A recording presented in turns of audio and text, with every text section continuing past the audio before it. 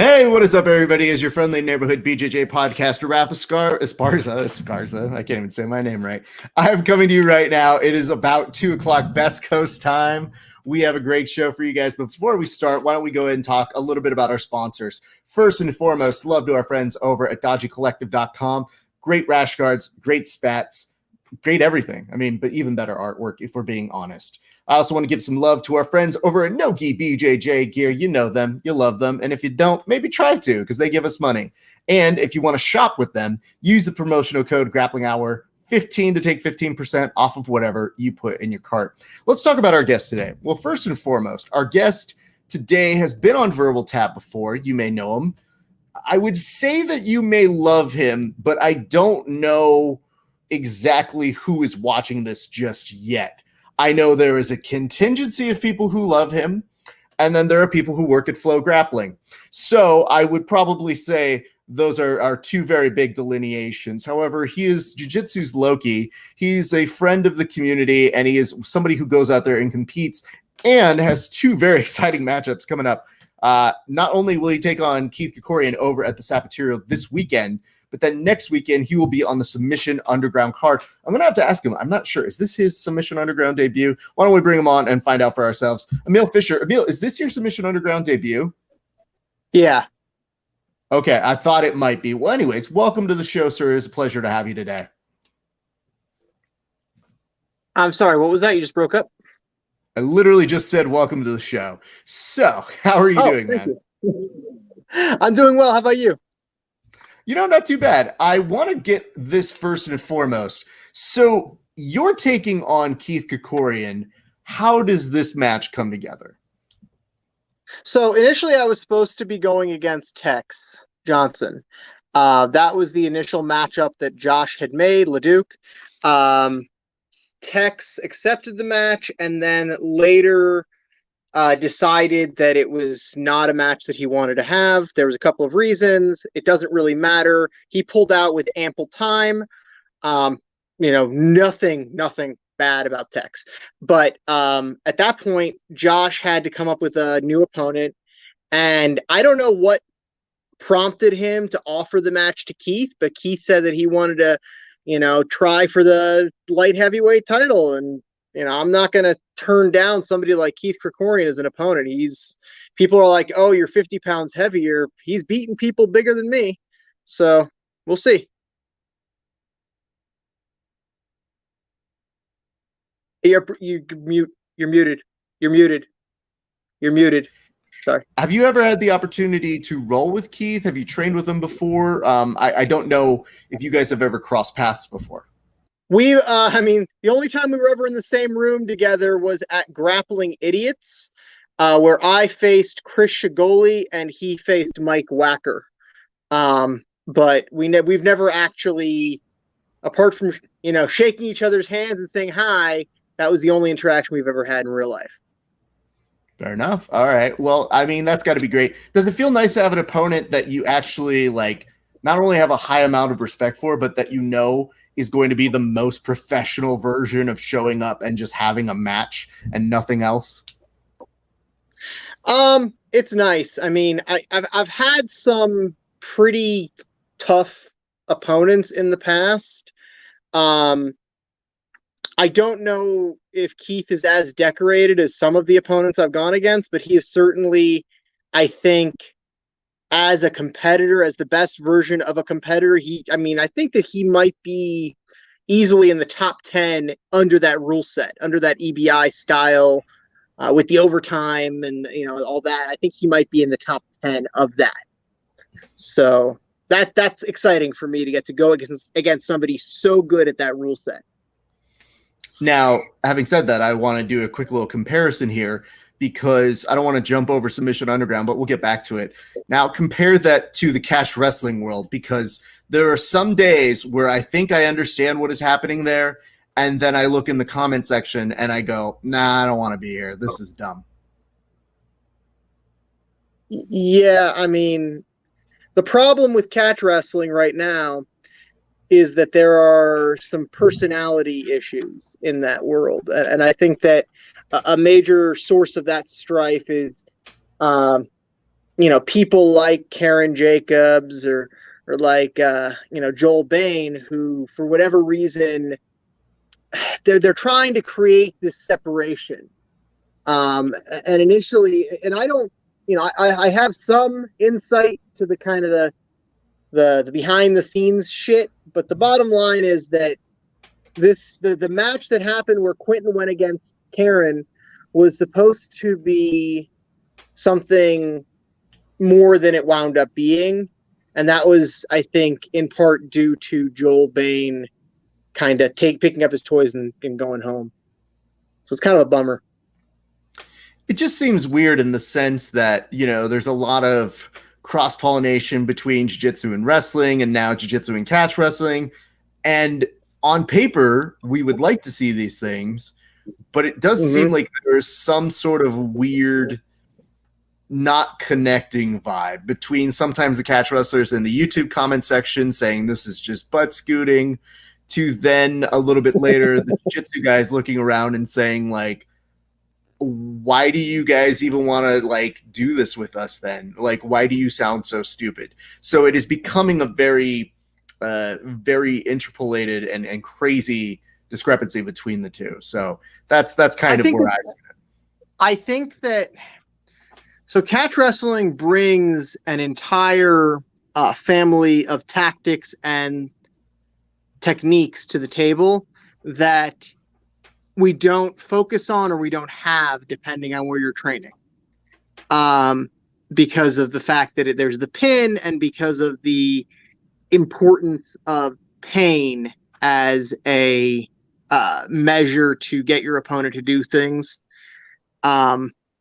Simply based on that, I think that catch wrestling has its place, but to try to say that catch wrestling is superior to jiu-jitsu, catch wrestling lost that fight in 1993. And yes, you've got your guys like Josh Barnett, Kazushi Sakuraba. I consider myself to be very much a catch wrestler. I train under catch wrestlers. Yes, I sit guard because that's the most efficient way for me to play in the rule sets that I play under. But that doesn't mean that, I don't have the same mentality when there's a pin involved as any catch wrestler out there. It just changes if I'm allowed to keep my back on the ground, why the fuck wouldn't I? I get more leverage that way. I think my perspective is I would love for them to be more interpolated with what we do. I'm deeply fascinated by it. And, frankly, I look at it as, a nice little jumping off point for pro wrestling. So I'm always in favor of that.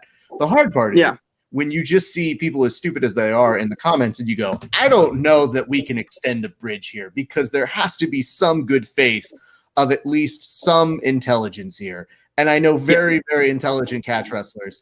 And you have the benefit of knowing Sean, who I think can sometimes speak both languages. Is he ever confused on all this? Does he ever look at it and go, yeah, I mean, so Sean, it's funny. A lot of, as of late, like a lot of the guard play that I do is heavily influenced by Sean. And I made a post in one of the catch wrestling groups where what I said was, if a grappler can destroy your game by sitting down, you are not a fucking catch wrestler. You don't practice catch as catch can if you can't. I think that would go over very well. So, Emil, I guess this kind of goes nicely into how have you seen your role in jiu-jitsu evolve? Because you're not just a competitor, you're a writer, but then you have this part-time gig of going through comments and going through that. And I just think to myself, why? Because it entertains me. Okay. No, I mean, I work a job where a good part of my day is spent babysitting machines as they do their job, making sure that things don't go on the fritz. And during those times, I peruse comment sections. And when I peruse comment sections, sometimes things happen. Sometimes shit pops off. And sometimes people don't like that shit that pops off. I think we lost Raph here. I You didn't. I'm just giving you the floor. Keep going. Oh, okay.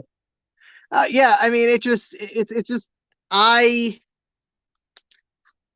I have time, and I find it amusing to watch people get mad about nothing. So I like to make them mad about nothing. It's really that simple. That's fair. I mean, you do fit the description of a kid that we do figure is going to be trolling in the comment section. It just so happens that, much like Gordon, you are equipped with a certain amount of attacks that make you actually somewhat dangerous to probably follow up on that. So I would say this. It says right here, and this is from Tony, and it says, why did Flo attack Emil? So I suppose I'll give you the opportunity to say, for people who may not be familiar with what that is, what did Flo do to you? I mean, what did Flo do to all of us? Flo has been a blight upon the jiu-jitsu community since their inception. Like, that's just the reality. Don't get me wrong. Flo has a decent service. They have a decent product. Their price is not that bad. However, number one, the fucking senior editor in charge that we are forced to look at and listen to stole over $17,000 from the jiu-jitsu community. That should bother everybody. The fact that we are forced to fucking look at that fuck. I mean, let's be honest. That's a thing. That's a fucking thing.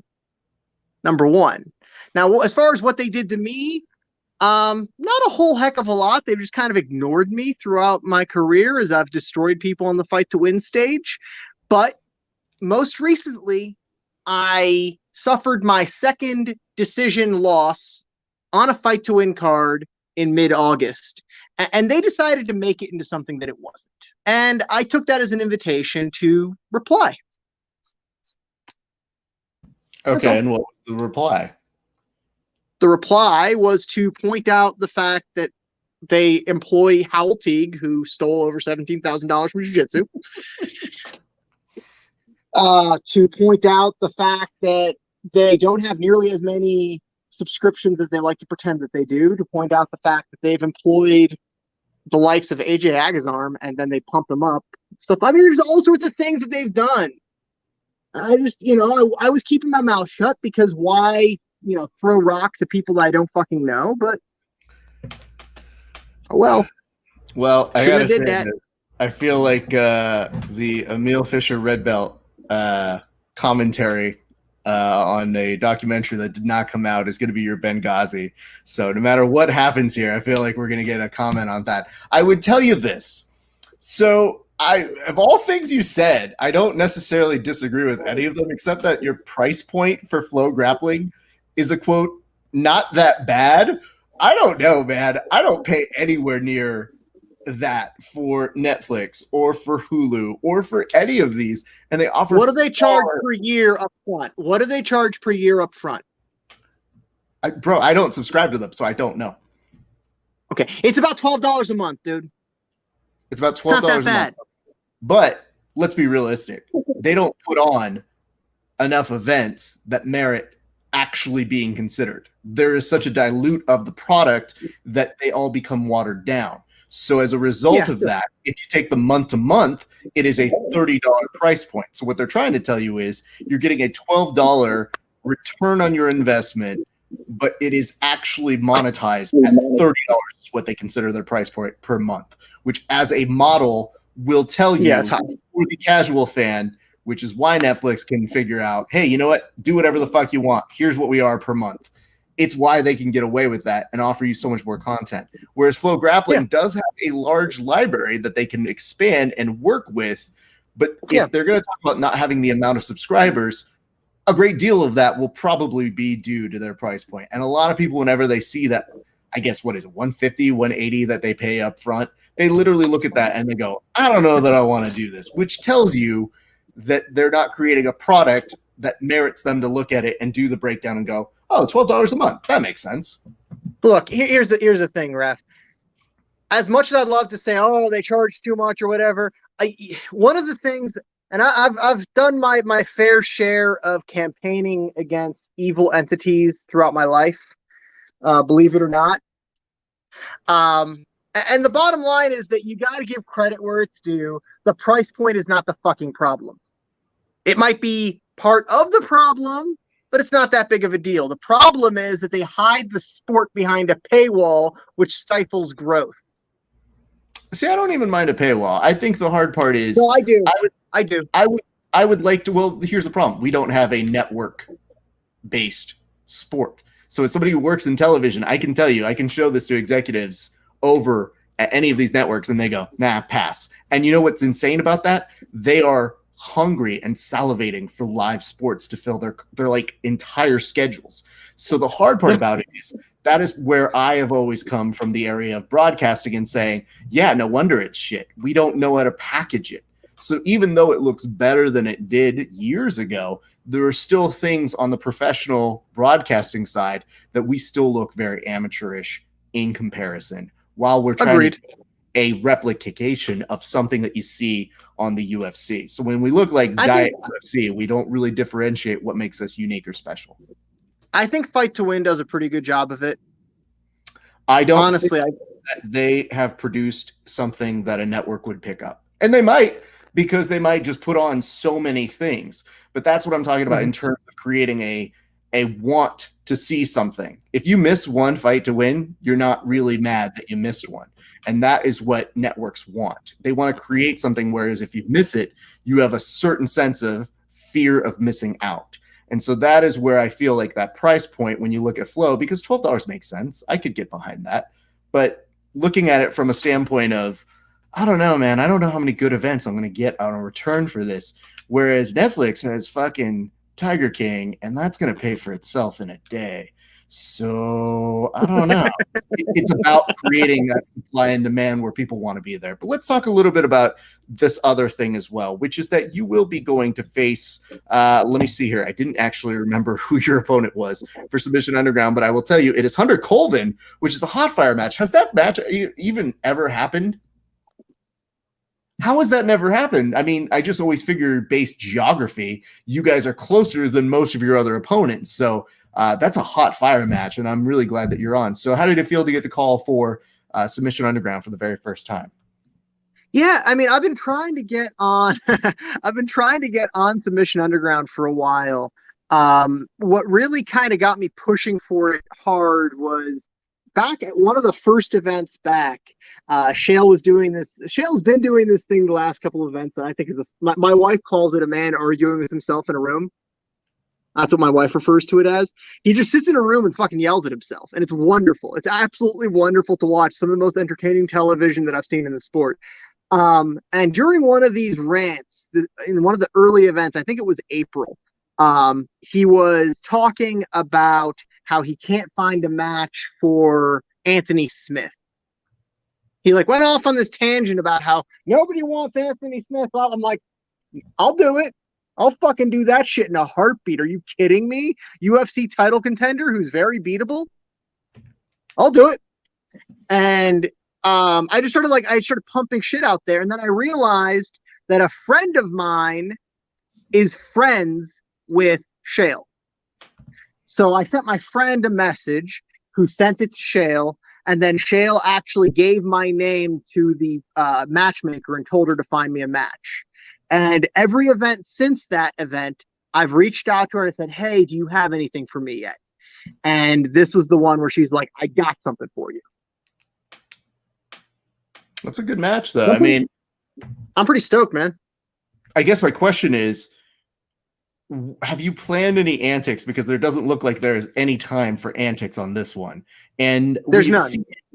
We've seen you become very accustomed to bringing what looks like the empty parts of Carrot Top's prop drawer out for most of your photo ops.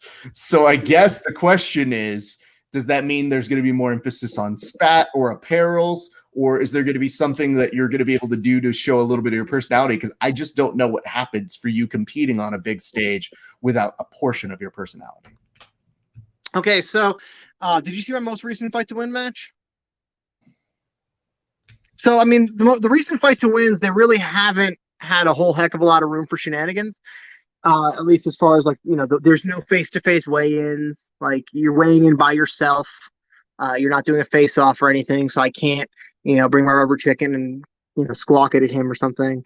The walkouts are kind of neutered because they were in Texas. So like I literally only had one other person with me. So yes, I did a bit of a walkout, but like it's not nearly the same grandeur that we become accustomed to. And, going a step back doesn't feel right. But there's the match, and I've been working on some new tactics, some new entries, some new shenanigans, and we'll see, man. The nice thing about Submission Underground is it's a 5-minute match. So if it turns out that this guy's a lot better than I'm hoping he will be, which I think he will be because he's really fucking good because he's Hunter Colvin. I mean, if it winds up being like that, I only have to survive for 5 minutes, and then I get to take his back or his arm or something.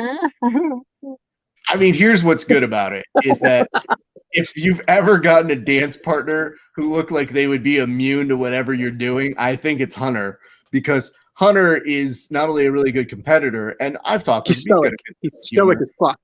But he's very blank in terms of I've got no reaction for that. So there was a part of me that just thought, well, the theatricality of this will be a missed opportunity, but who knows? On paper, though, that does read as a very good match. So I'm very much looking forward to that. I would ask you right now, as we just kind of look at the broad spectrum of all things jiu-jitsu, how has everything been going on where you're at? I know that you guys have been training and you've been able to do stuff, but how have you guys been able to navigate all things considered between coronaviruses? I know that you guys got to open back up earlier than some other places, but how are things going for you guys? I mean, for the most part, where I'm training at the gym that I'm training at, it's back to, I'd say, like 95% business as usual.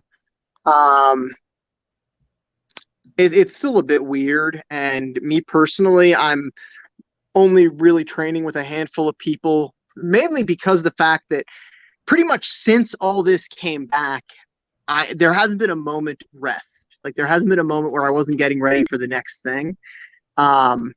Initially, I was preparing for an absolute tournament that Leduc put on for the return of Zapatero in the form of a qualifier for his 155-pound tournament. He also did an absolute tournament, so I was getting ready for that. Wound up not doing that, and instead doing the Bigfoot grappling thing in Nashville, which was really fun. So that was my first competition back, and then ever since then, it's just been one thing after another after another. Initially, I was getting ready for Tex. Now I'm getting ready for Keith. Now I have Hunter. Then I have whatever's on the horizon. I have a limited amount of time. I'm 35 years old. I have a limited amount of time that I can do this at a decent level. I'm surprised at the success that I've had thus far. So I'm just going to keep doing what I'm doing. And it's been just, focused training. I would also beg to ask you this question, which is, we've seen a lot of things happen in terms of the mental well-being of the jiu-jitsu community.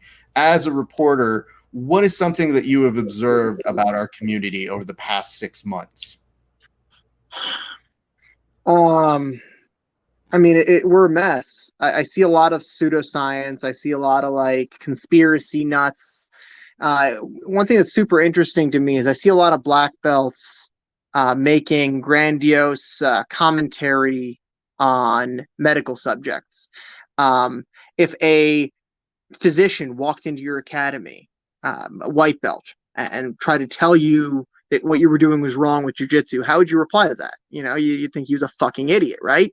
Now imagine, on the other hand, a BJJ black belt telling doctors, that because it's like, come on. So there's that. And I see a lot of hypocrisy. I see a lot of speaking out of both sides of people's mouths. This whole situation has really disappointed me. It's been very disappointing all around. And for me personally, it's been really tough because, I'm trying to train, I'm trying to get ready for stuff, but at the same time, I'm really trying to be as safe as I can in a sport that's inherently unsafe. We are taking a calculated risk every day we're on the mat, and it is what it is. Have you felt any release in getting some competition? Because there are a lot of competitors right now who are not truly getting their opportunities. And obviously my heart goes out to them, but you have gotten a couple opportunities to compete. What has it felt like? Has it been cathartic? Did it make you feel better to have something to work toward? I'd like to give people an idea of what that feels like. So, I don't know if we discussed this the first time I came on your show, like I think 3 years ago now. But for me, the way that I have built myself up as a competitor is by competing.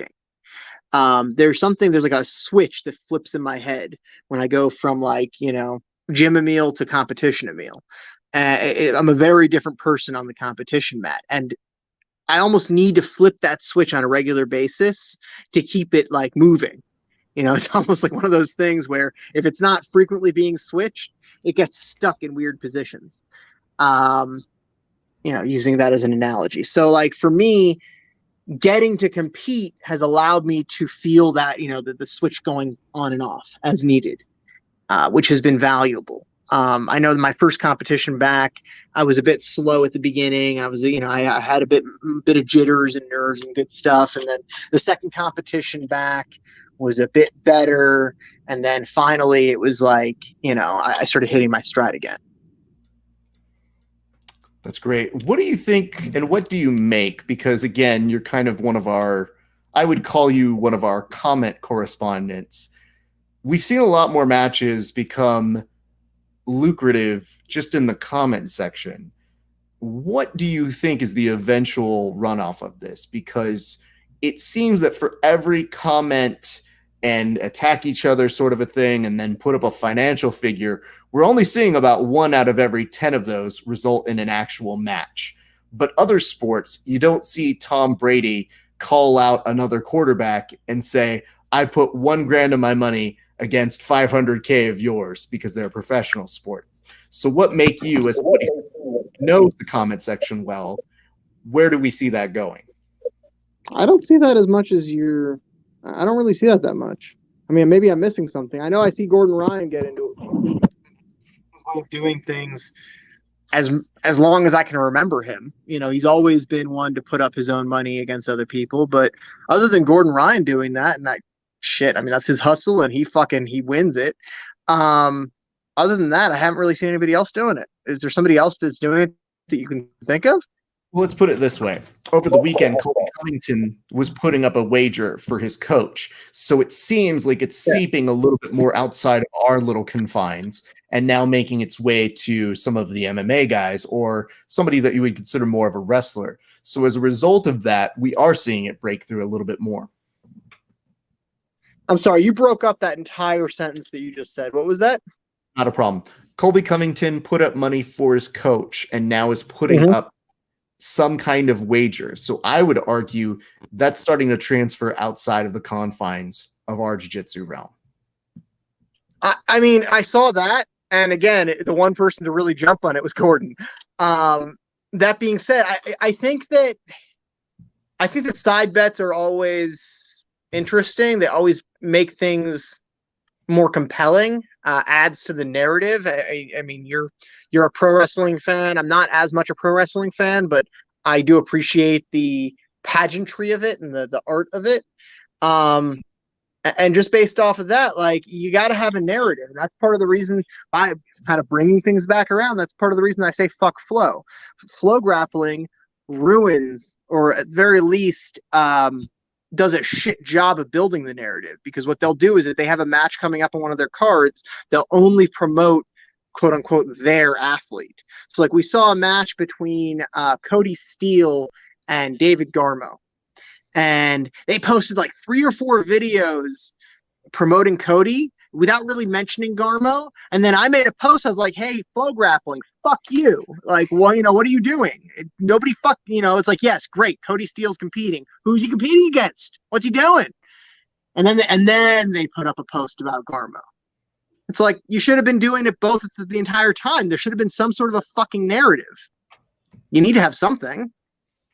And I feel like that's a thing that a lot of companies don't do correctly in the sport. Like a lot of promotions, And you see it, for example, it happens a lot with Stipe, my teammate. Stipe's opponents get pushed. Stipe doesn't really get talked about that much compared to his opponents. And that's why he's often the underdog.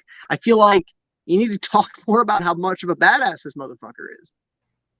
I think one thing that has emerged over the years, though, is it's been nice to see Stipe, when he gets a win in the press row, showing a little bit more personality. When he does some of his interviews, we've seen that evolve over the years. But that didn't happen just because people were putting too many cameras in his face. I think at a certain point, he just stopped caring, and he was like, fuck it. I'm just going to do whatever I feel because I'm having to do all these media obligations. I might as well have a little fun with it. But I got to tell you, man, I mean, I think there's nothing funnier than watching him say, fight for it, to ask a question, because I thought to myself, I've seen some press rows. I don't think I would do bad here. If we're talking grappling, I don't know about fighting, but I look around, I go, I like my chances. But yeah, I mean, he like, that's the funny thing with him is that's his personality. Like, that's what he's like in person.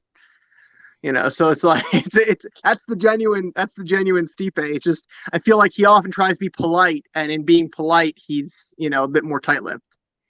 It's very difficult when you have a lot more cameras on you, and people will scrutinize your every single thing. But I would say the general impression of him is quite favorable, and maybe the majority of that is due to his record and what he has done in the cage, more than people pushing him. But Homeboy's got a Modelo commercial, and I think he's doing okay. So I would tell those guys, it is kind of nice when we see those people start to get those sorts of things. Emil, we're going to start rounding around right now, but I do want to ask you, just in terms of, obviously, you're getting some of the competition experience. Again, we mentioned a lot of people aren't. Where do you see the sport going within the next 3 to 5 years as a direct result of what we have seen happen within the past 6 months? I think it depends, number one, on how the coronavirus situation develops. It's unclear. We're still kind of in the middle of it, and I think that if the situation worsens, we might see, events suffer as a result. I think that, optimistically, I'm really liking a lot of the professionalization of the sport. I'm really hoping that a company emerges that will challenge flow grappling, which will force growth, because I don't criticize flow grappling's price point or product. However, the monopoly that they hold and their flagrant disregard for their consumers and their athletes is just shitty. So I think that a company emerging that would challenge them would do good things for the sport. I think that ultimately, for the sport to really grow, we need to bring in outsiders. We need to have casual fans. And without casual fans, I just don't see us growing as a sport. As long as everybody that's watching the events are people that are practitioners or family of practitioners, it's never going to really grow as much as we'd like it to. Well, I guess the other thing I did want to ask you about was, in the time since we have chat, even just really during Corona, you put together a podcast. How was that experience, sir? It was fun. I mean, I got some really fucking cool people on it. You did book some really fun guests. I believe the name of it is Unicorns and Biscuits podcast. No, it was the BCTL podcast. Mm-hmm. Bacon Cookies Taking Limbs. Oh, okay, because that makes more sense. Anyway, go on. Tell me about your podcast. Yeah, I mean, I saw these StreamYard podcasts come up. I like your Biscuits and Unicorns, by the way. That was good. That was a good little hey, listen, I saw the look in your face where you're like, fuck, that's not bad. That would have been the third choice. But that's fine. But yeah, no, it was a lot of fun. I'm I'd like to continue doing episodes, but it's become a lot harder to get a hold of people than it was during the Ronas. But I had a lot of really cool guests on. I had Gokor on, I had Eric Paulson on, I had the guy that directed The Art of Self-Defense. It was a super diverse guest list. I didn't want it to just be people known for grappling. I used grappling as my in with a lot of people, but who's that? It was one a lot of fun artist that you got, by the way? I got several. I got several metal artists. I got several musicians. I had Ulysses Bella from um Ozo Motley. Yep. They're a 2 or 3 time Grammy winning Latin fusion band. And he's also a Gracie Jiu-Jitsu black belt. I got Matt Heafy from the band Trivium. They are I think 2-time Grammy nominated metal band. Very good.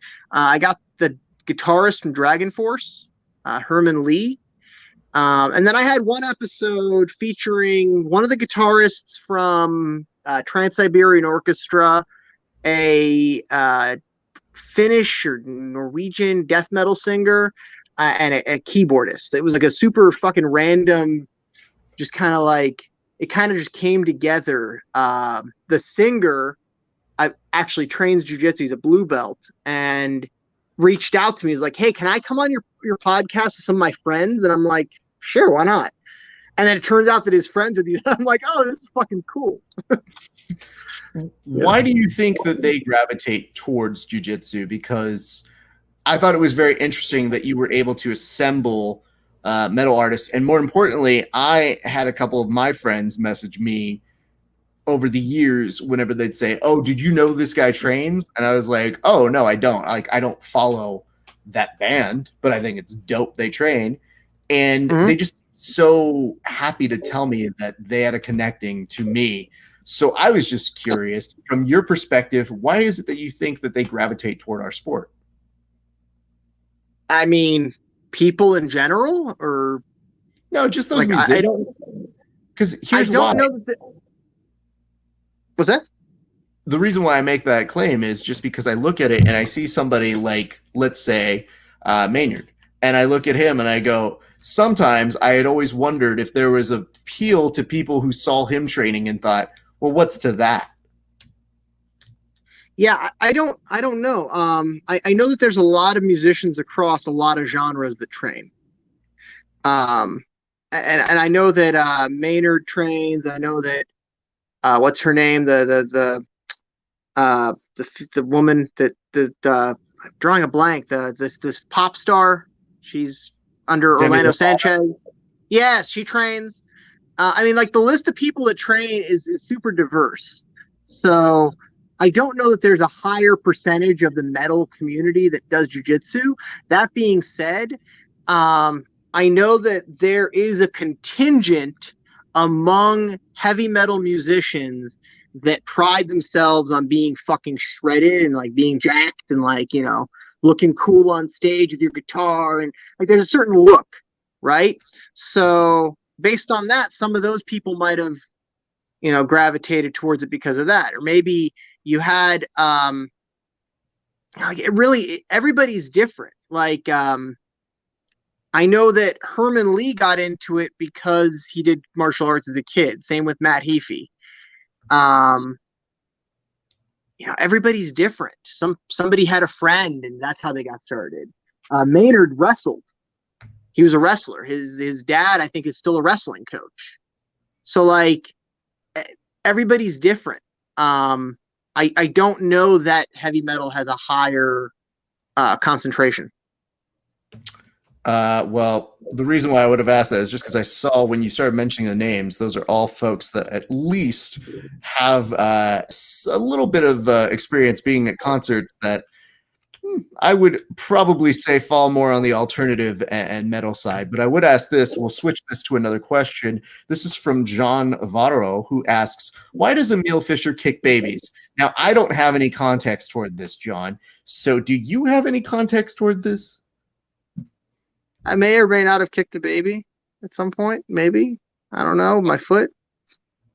I'll tell you this much. You fit every Dateline profile of the person who kicked the baby. Like, if they came to me and they normally do the interview that goes, oh, he was always so nice, I couldn't have ever understood how he could have done that. My response would be, oh, Emil kicked the baby? Yeah, he 100% seems like the guy. No, there's actually a funny story there. So I was at a buddy of mine's gym during the Ronas, like during everything being kind of like locked down more. a buddy of mine out kind of in rural Ohio has a gym, and he opened up a bit earlier than many. And I was recording an instructional, and his 1-year-old son was kind of toddling around the mat. And at some point, my foot may have grazed the baby. Baby's fine. It didn't even like knock him over or anything. It's kind of like my foot touched him and he started crying, and it was kind of a thing. It was very funny. And that's what Var was referring to. Well, he says, I've seen it, so I have to take that as actual fact here on the show. Emil, here's what I'm going to do for you. I'm going to give you an opportunity to go and shout out all the people that you want to go and shout out. Obviously, you have some great things that are coming up. So whoever you'd like to give credit to who's helping you get ready for these super, really, really big and high-profile matches, sir. For sure, man. So for starters, I want to thank my team, Strong Style MMA, my coach, Pablo Castro, my other coach, Sean Doherty, and my good friend and travel coach, Josh Leduc. So those are my training partners at Strong Style. Then I got my sponsors, Meerkatsu, Not a Rookie, Eddie's on Coventry, Impact Mouth Guards, The Terp House, North-South Jiu-Jitsu Underwear, and North Coast Cryo. And big shout out to my wife for putting up with this shit as well. I think she should always get the biggest shout out of them all because she's a saint.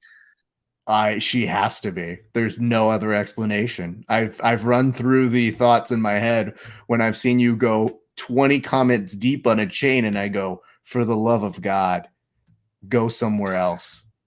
It's too deep. And you know what the worst part is? Here's how I judge if I'm going to read a comment. Because, Facebook will pick like one or two. It goes, here's what you might have missed. If I see a chain that has more than 60 responses, my immediate response is no. No, thank you. There is nothing that's important in grappling that makes me say, well, let me see what either 60 different people thought or 3. Because that will tell me real quick, no. No, here's the thing. I'll be sitting there, minding my own business, watching my chamber, making sure that it doesn't fucking blow up, right? I'm just working here. And then I'll see some asinine shit, and I'll be like, that's some asinine shit. And people will be like, no, it's not. And I'll be like, yes, it is.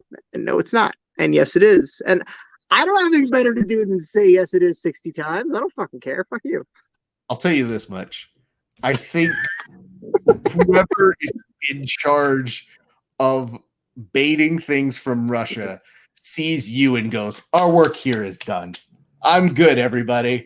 They do the whole wipe out on a table. They go, you know what? I just sprinkled a little dust there, and my time here is done. Thank you so much. It's been a pleasure to go ahead and troll you guys.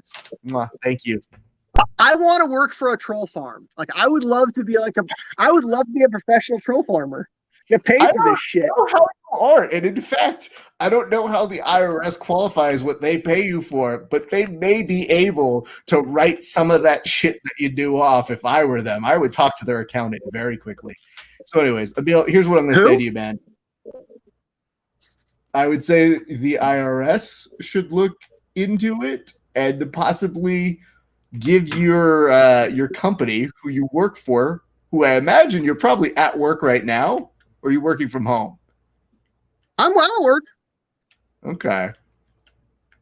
All right. Like I said, what I would say to you is this. I'm very excited about your match with Keith this weekend, and I'm just as excited about your match with Hunter. I think those will be some great matches. And more importantly, I think they're going to give you some different feels in terms of competition that I think, you've been working toward, man. And one of the things that I will say about you is you 100% want to get the opportunity, and you do things to make those opportunities happen. So I'm very happy that you get them, and I look forward to seeing you, man. Thanks, man. Thanks for having me on. Not a problem. I'll say hi to you off air, but for right now, our thanks to Emil Fischer, everybody. I'm going to take a moment to close up this bitch. Let's talk about a few things. First and foremost, tomorrow we return with Jordan Patrick, the winner of Submissions on the Shore. We also have programs coming out later this week for Grappling Hour And we're also starting to re-update our Grappling Hour archive. So that means on iTunes and on Spotify, you can catch out audio representations of these shows. And if you're so kind and want to give us a 5-star review, I mean, I wouldn't hate it. In fact, I might love it. So if you would do that, it would mean the world to us. Follow it at Grappling Hour on all major social media platforms. We're talking Twitch, Twitter, Facebook, Instagram, Periscope, you know all of them. And I also want to tell you guys this. We will return tomorrow with another installment of Over Under Kevin. Myself and Kevin will record that one with special guest to be determined. You'll have to find out by listening. I guess that's going to do it for us. Our thanks over again to Dodgy Collective and Nogi BJJ Gear. My name's Rafa Esparza. It's been a great day for grappling. We'll see you back on the mats eventually.